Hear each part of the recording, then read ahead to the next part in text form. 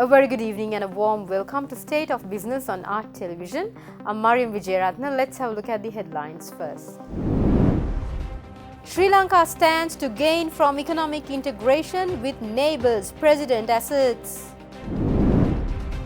Government establishes 3 committees to address the crisis in the Middle East.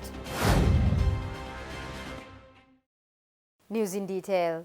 President Ranil Wickremesinghe said that linking the economy of the eastern part of the country with the growing economy of the southern part of Tamil Nadu will be a beneficial proposition for all parties involved. He further identified that entering into free trade agreements with Southeast Asian and East Asian countries also could greatly benefit the economy, which the government intends to do by joining RCEP. South Tamil Nadu has to be developed. Madurai downwards, coming to Kanyakumari, even Sivaganga, is not as developed as other sides. So if you work together, southern Tamil Nadu and Sri Lanka both can develop. So this is what we are working. On the other hand, to join RCEP and have free trade agreements with our Southeast Asian and East Asian countries. The other is tourism. This is very underutilized. The potential is big. From Nilavali to Arugambe, minimum of 50 big hotels we should have here. And now we are planning out with Subhana Jurong, the Singapore planning agency, of how to develop this area. It will take 10-15 years, but it will come up. And I've also asked the Air Force to develop the Hinguragoda Airport so that some of the international flights can also come in there. So we are laying the groundwork for the development of this region. Then, of course, we have to go to the digital age and the digital sector, which I think in this area there's a lot of development, because both Batiklo and Kalmune have been 2 major education centers backed up by Trincomalee and Ampare. So your development for your number of, you have 2 main universities here, and with the campus that Hizbullah opened, that's the 3rd one. So there is a fairly big educational base to build on, not looking at the private ones. I think Batiklo is in a good position to take off, and that's what we should do from next year.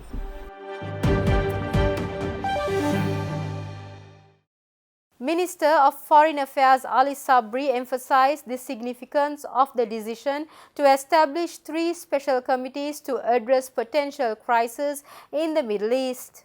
This proactive measure, according to the minister, is crucial in ensuring Sri Lanka's stability amidst global uncertainties. The minister said this speaking at a presidential media center recently. Minister Ali Sabri said that 1 committee will focus on national security, another on the economic situation and the availability of essential goods, and a 3rd will oversee the work of the other 2. The minister said that the establishment of these committees is a timely and prudent step to prevent similar crises in the future. Minister Sabri emphasized that while some situations are within a country's control, international events are not. However, proactive measures can prevent external factors from causing a collapse. As Sri Lanka moves from a dire situation to a level of stability, Minister Sabri warned that the country is still at a precarious stage. A small misstep could lead to severe difficulties.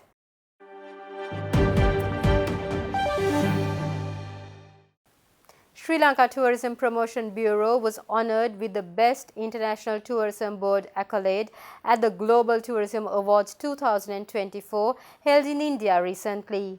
The award was presented to SLTPB Chairman Chalaka Gajabahu in the presence of Tourism Minister Harin Fernando, who graced the occasion as the guest of honour.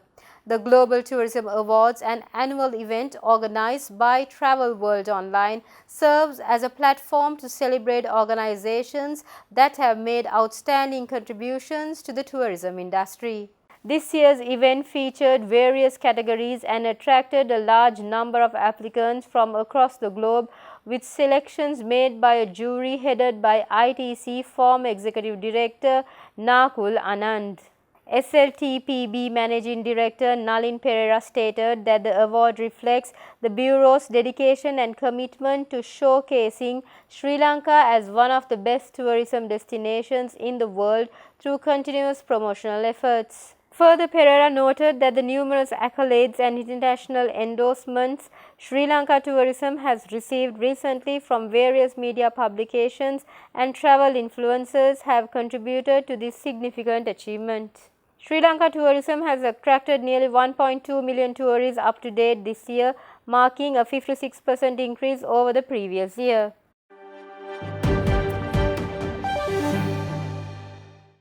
Stay tuned, we'll be right back after this short commercial break.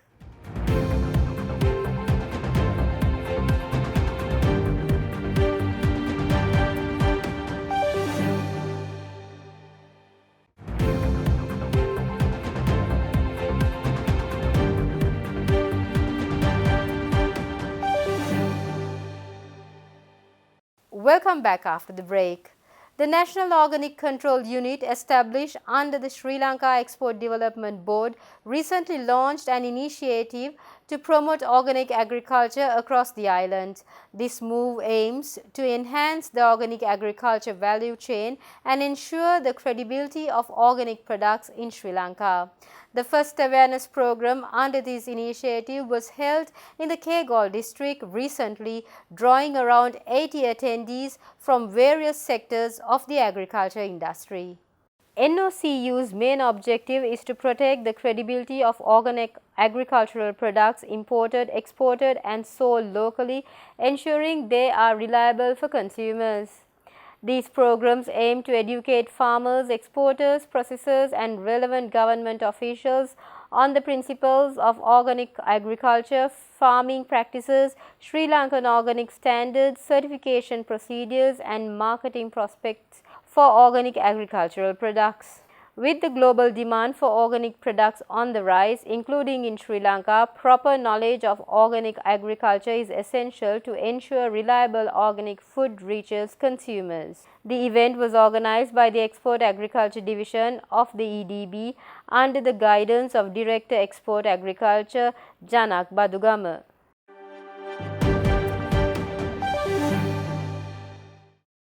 The Sri Lanka Export Development Board announced that applications are now open for the prestigious Presidential Export Awards for the financial year 2023-2024.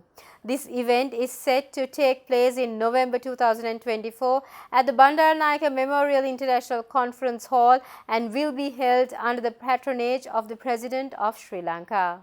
The Presidential Export Awards represent the highest form of recognition awarded by the President to exporters who have significantly contributed to the country's export sector and economic growth. The EDB is inviting Sri Lankan exporters to apply for these prestigious awards, which aim to honor those who have demonstrated exceptional achievements in driving economic development.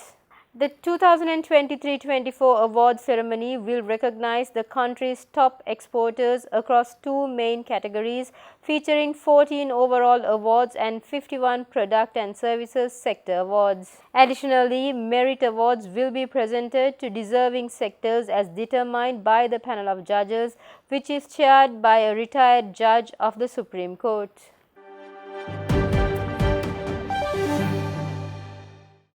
Durden's Hospital has secured the Joint Commission International re-accreditation for the third time, reinforcing its position as a leader in healthcare. Durden's Hospitals made this announcement at a press briefing held in Colombo last week. The JCI re-accreditation process involved a comprehensive evaluation by expert surveyors who measured over 1,200 elements of the hospital's process and operations. Durden's Hospital was honored with re-accreditation due to its implementation of advanced patient safety protocols, continuous quality improvement initiatives, comprehensive staff training programs, and a commitment to patient-centered care. These efforts ensure that every aspect of patient care at Durden's aligns with international best practices, contributing to superior clinical outcomes, patient safety, and operational efficiency. As a country, we have not promoted medical tourism, but with the accreditation, we automatically get into the global map, because if a patient from overseas is traveling, and they get to know the standard is available in Sri Lanka, we automatically, they feel comfortable, because you don't have to spell out everything. When you say it's JCI accredited, they know everything is covered. And since it's a US standard, it's known worldwide. So therefore, a patient coming in or us venturing into medical tourism as a hospital, the opportunities are immense. So that's something which we are looking at.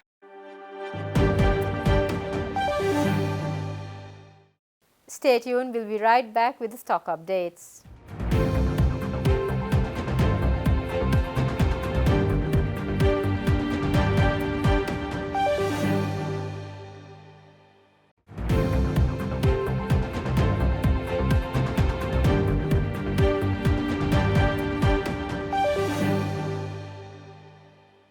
Welcome back after the break. Trading at Colombo Stock Exchange ended on a positive note today. The all share price index gained 42.09 points to close at 11,293.63, and the S&P SL20 gained 12.44 points to close at 3,226.82. The turnover was 0.5 billion rupees and over 24 million shares were traded. Up next are forex rates.